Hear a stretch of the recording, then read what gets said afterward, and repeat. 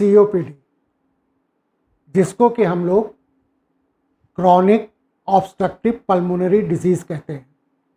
यह एक फेफड़े की बीमारी होती है जिसमें कि मरीज को सांस फूलती है और ये सांस फूलना बढ़ता रहता है। अगर किसी मरीज को सांस फूल रही है और वो ये सांस की तकलीफ़ उसको बढ़ती जा रही है तो वो हम सस्पेक्ट करते हैं कि क्रॉनिक ऑब्स्ट्रक्टिव पल्मोनरी डिजीज़ से सफ़र कर रहा है। Chronic obstructive pulmonary disease usually वृद्ध आदमियों में मिलता है, 40 वर्ष से ऊपर मिलता है।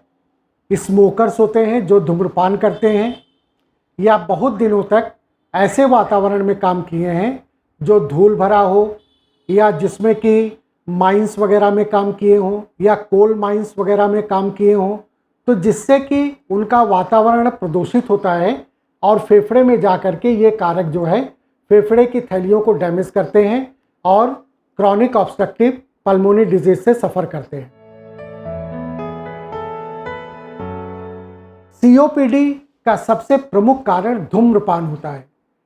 जो मरीज लंबे समय तक धूम्रपान करते हैं उनमें सीओपीडी की बीमारी होती है, क्योंकि जो धुएं का कण होता है ये फेफड़े की जो थैलियाँ होती हैं जिसको हम एल्वियोलाई कहते हैं उनके वॉल में जाकर के चिपक जाते हैं और ये जब उनके दीवार में चिपक जाते हैं तो ये थैलियाँ नॉर्मली इलास्टिक होती हैं।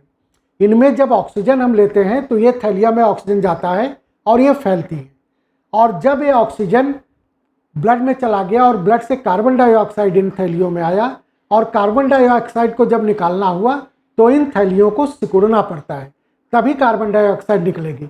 लेकिन जब इनकी दीवार में कार्बन पार्टिकल्स धुएं के कण चिपक जाते हैं तो इनकी इलास्टिसिटी खत्म हो जाती है, तो इनमें जो सिकुड़ने और फैलने की क्षमता होती है इन थैलियों की वो क्षमता खत्म हो जाती है, जिससे कि मरीज का ऑक्सीजन लेना और कार्बन डाइऑक्साइड निकालना ये प्रॉपर ढंग से नहीं हो पाता है और मरीज की उस समय सांस फूलने लगती है।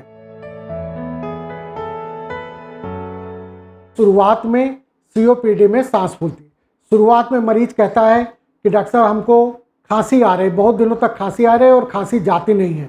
साल में 2-3 महीना खांसी बनी रहती है और उसके बाद ठीक हो जाती है और ऐसा हर 2-3 साल में ऐसा होता जा रहा है। उस समय हमको सस्पेक्ट करना चाहिए कि मरीज को सीओपीडी डेवलप हो रहा है।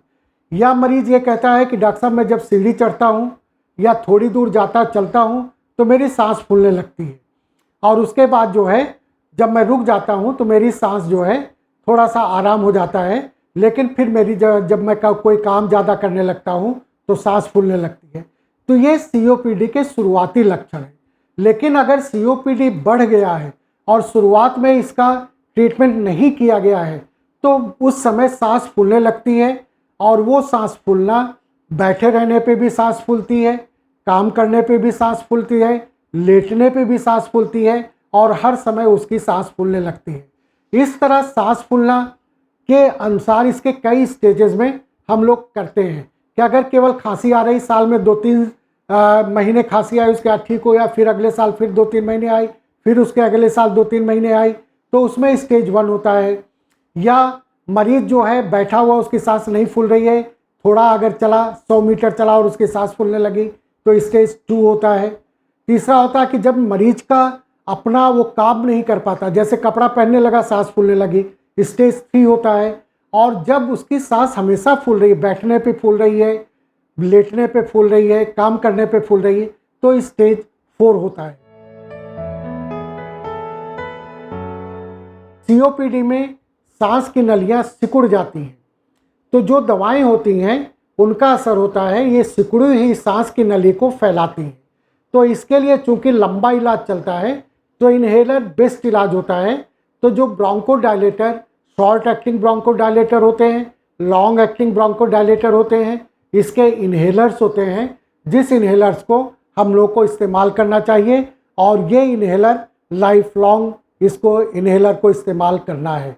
तो इससे हम बच तो सकते हैं, लेकिन अगर एक बार ये सीओपीडी हो गया तो इसमें केवल इन्हेलर के अलावा दूसरा कोई इलाज नहीं है जिसको कि हमको बराबर इसका ट्रीटमेंट लेना है। सीओपीडी का बचाव सबसे ज़रूरी है। जब स्मोकिंग करने वाले मरीज को अगर खांसी की शुरुआत होती है तो उसी समय उसको स्मोकिंग बंद कर देना है।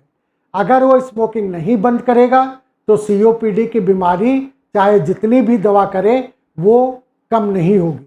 तो पहला इसका बचाव होता है स्टॉप स्मोकिंग, धूम्रपान से बचिए।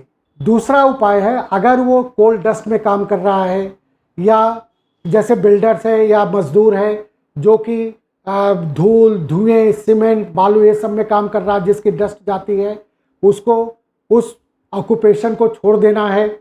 या वो एस्बेस्टस, कॉटन जैसे रुई की धुनाई कर रहा है तो उसको वो अपना छोड़ देना पड़ेगा, नहीं तो इस तरह की उसकी जो है सांस की बीमारी, सीओपीडी की बीमारी उसकी कम नहीं हो पाएगी। तो ये सब चीज़ें करके ही हम सीओपीडी से बच सकते हैं।